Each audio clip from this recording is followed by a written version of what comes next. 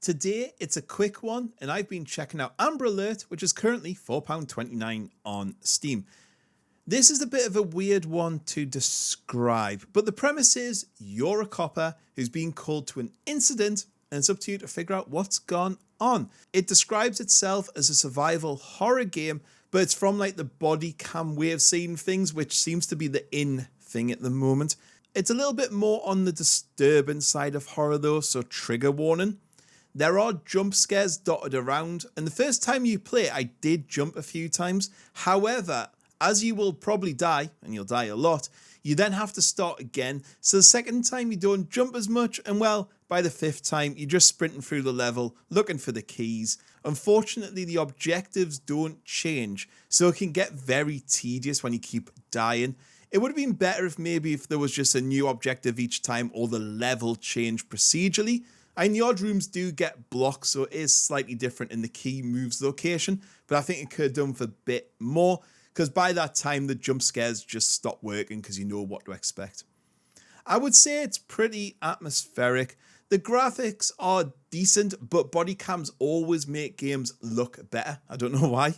The gore is pretty disgusting in parts, and there is one room where something really disturbing's happening. As I said, the horror is a bit more of the shock of it. And in this case, I would have really liked the character to show a bit more emotion or acted like a police officer as he went through that level. Maybe calling things in, screaming for backup, being sick. I don't know, just something to offset that gruesome aspect of it.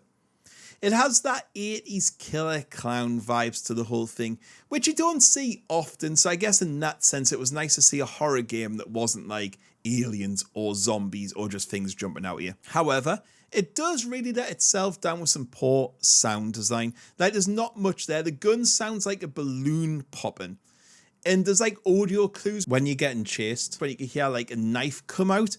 But I think it would have been way more atmospheric if when you entered a house you could hear footsteps, or when you're about to open a door, because you get grabbed basically sometimes if you open the door. It would have been cool if you heard them like talking or muttering, and then maybe you could like time it so you hit the door with them as you open it or shoot through it. But there's none of that, and I think it's a bit of a shame because it could have been so much more atmospheric. The AI is terrible. They will often just chase after you in a straight line, get stuck on scenery, don't move towards you. It's not very engaging. The story, it's not really a thing. I think, again, there could have been way more lore, way more fun aspects going on, and I just felt it could have told a much better story. Animations and physics are also pretty bad too. The game is going to take you about an hour to complete, so pricing wise it's not terrible. However, when we're talking about recommendations, I can only recommend it if you're really into your 80s type slasher movies and have like an hour to kill.